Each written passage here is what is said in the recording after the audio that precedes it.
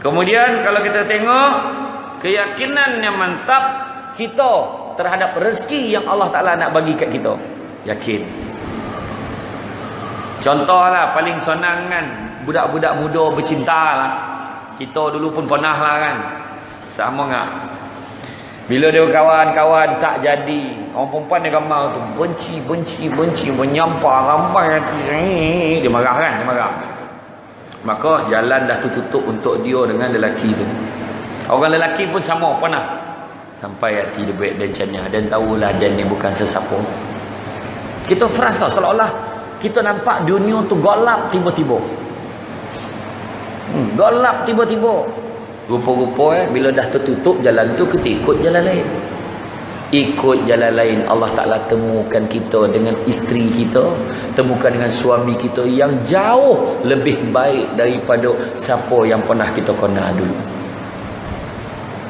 Janganlah kita kecewa dengan mendungnya awan, kegelapan yang dilimpahi dengan kilat sabung menyabung. Terperanjat kita. Rupa-rupanya selesai kegelapan itu, Allah Ta'ala nak berikan pelangi. Cia.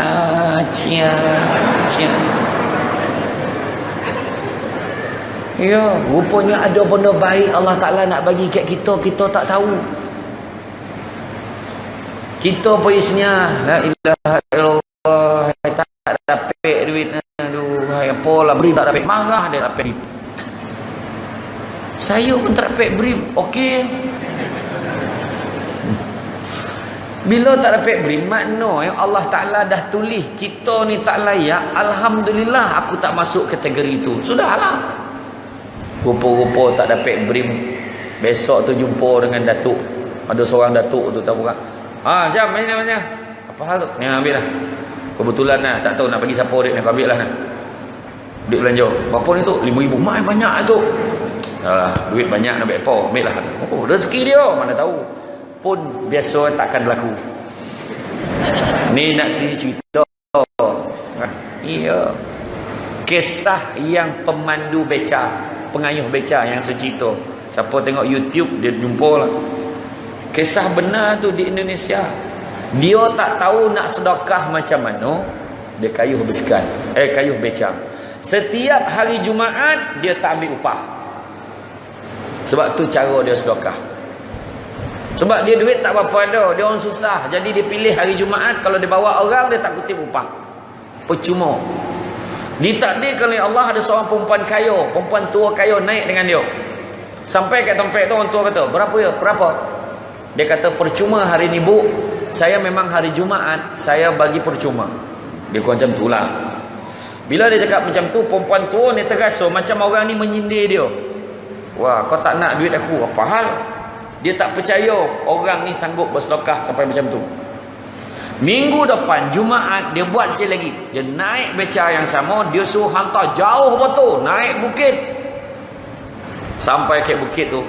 Berapa? Dia kata, "Bu, hari Jumaat saya beri percuma." Kali ni dia betul-betul jawab, memang betul dia nak sedekah. Minggu depan sekali lagi dia naik beca pada hari Jumaat, dia kata, "Hari ni bawa aku pergi ke rumah kau." Sampai ke rumah, dia tengok rumah dia serba sederhana, anak dia 2 orang, bini dia seorang. Penting tu kat perempuan tu nak dengar. Bini dia seorang, hidup sederhana. Menangis perempuan tu, dia kata apa? "Engkau yang susah ini pun boleh fikir lagi nak bersedekah. Aku yang kaya ni pun tak pernah sedekah." Dia kata.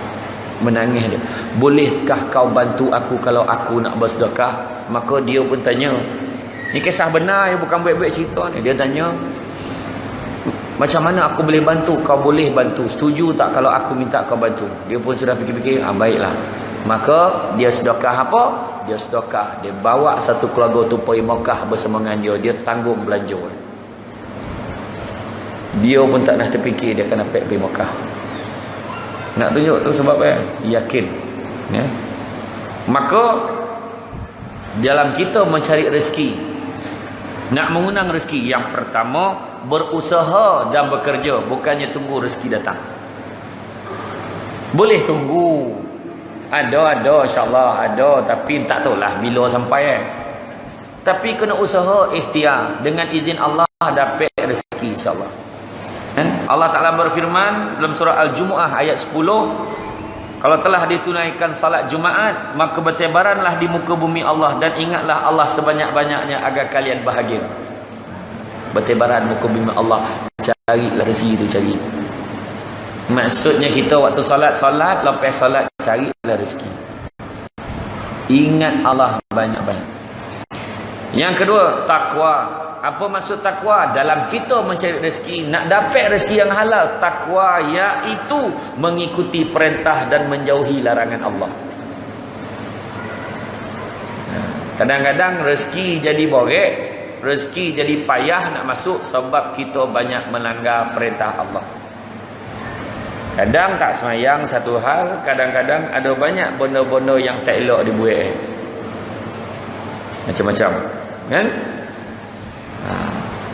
Dalam surah At-Talaq ayat 2, dan barang siapa yang bertakwa kepada Allah, nescaya dia akan mengadakan jalan keluar baginya dan memberikan rezeki kepadanya dari arah yang tidak disangka-sangka. Bertakwalah kepada Allah. Banyak sebenarnya joki kita yang kita tak sangka-sangka. Berapa ramai orang naik pangkat dia pun, ya Allah macam mana boleh naik ni, Allahu Akbar. Kadang-kadang kan, ya. Macam saya ni lah, tiba-tiba yang orang ni tak nak mimpi pun. Kemarin pergi Giant tak ada apa. Sekarang pergi Giant pun nak bergambar memang. Kayak Roblox kan. Ditahan saya kedua pagi tu. Berhenti turun. Apa lah salah aku ni? Rasa tai pinggang pakai dah semua, lesen semua ada ni tu. Saya turun ambil gambar.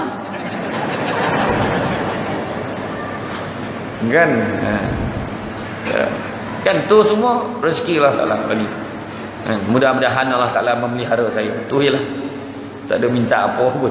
Bila jumpa ramai tu suka saya. Alhamdulillah. Ada seorang pakcik tu, dia cakap, Ustaz, ambil gambar boleh tak nak selfie? Boleh. Ditarik saya kat topi kan, dia buat kepala tangan. Ustaz pandang Ustaz? Saya pun pandang lah. Sampai saya pandang mati tu. Saya tak pakai handphone Ustaz, saya pakai tapak tangan. Tinggi falsafah kan. Simpan dalam handphone Ustaz, kena format sampai masuk depan kat tangan, dalam hati Ustaz, kekal sampai bila-bila. Rasa nak cia-cia ya, tapi orang tua kan kurang ajar lampak kan. Memang ya kat Johor, kat Mersing masa tu, betul? Tak ya pula kan?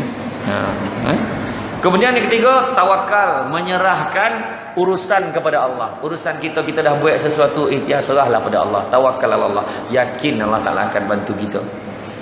Allah Ta'ala berfirman, artinya barang siapa yang bertawakal kepada Allah, nescaya dia akan mencukupkan keperluannya. Tawakallah kepada Allah.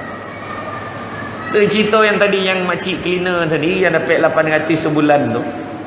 Sebab Allah Ta'ala mencukupkan rezeki dia, insya-Allah sebab itu. Ya.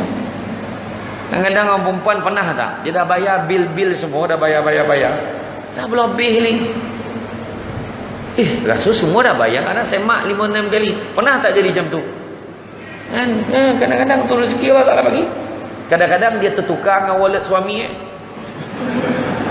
Tu yang berlebih ni, yang suami lah tak cukup mana payah duit kan. Dia kasih sayang kan, sama-sama. Wallet dia pun sama orang mana. Hari tu tersalah sahur, terbawa pula yang suami berlebih, habis duit surau pun balun dengan. Kan? Tak ada, ini contoh kan. Ya. Yang keempat, dalam kita nak mengenang rezeki yang halal, bersabar dan bersyukur. Tu yang keempat.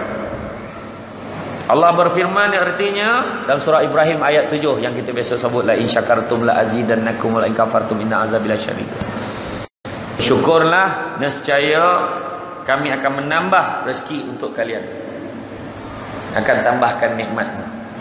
Dan jika kalian mengingkari, sesungguhnya azabku amatlah pedih. Makna kalau kita kufur, azab tu amatlah pedih. Senang ke kira macam ni? Kita kalau kau tolong dan bagi, kau tak tolong dan tak bagi. Tapi dalam hal ini Allah Ta'ala beritahu kita, kalau syukur Allah Ta'ala lipat ganda. Tetapi kalau kufur, tak bersyukur, azab Allah Ta'ala bagi kita. Kenapa? Sebab maksud syukur. Yang tu saya akan terangkan lepas ni. Bab panjang ceramah ni. Ingatkan saya. Yang kelima, dalam kita nak menambah rezeki yang halal, yang kelima, berinfaklah kita, bersedekah banyak. Sebab itu juga adalah merupakan salah satu daripada sunnah terbesar yang Nabi tak tinggalkan. Nabi rajin bersedekah. Ingat. Kalau kita baca dalam surah Al-Imran ayat 92, belum sempurna kebajikan seorang mukmin selagi mana dia tidak menginfakkan sebahagian daripada harta yang dicintainya. Makna bagi tu benda yang kita suka, bukan benda yang kita tak nak. Orang kita lazim sedekah benda yang tak mudarat kat dia, benda yang dia memang tak rasa apa pun. Zap singgit, mana dia tak tercabar hati tu. Lalu tabung sap, terjatuh singgit tu pun dia biar. Yalah. Macam tu ya. Dia biar nak bagi tu bawanti tangan. Umat banyak la ilaha illallah. Kenapa pula ada sini pula 100 ni? Nak bagi ke tidak? Nak bagi ke tidak? Teringat surah Al-Imran ayat 92. Bagilah. Sap. Lama dia menung tengok tabung. Okeylah good. Okeylah macam tu kan? Yakin insya-Allah.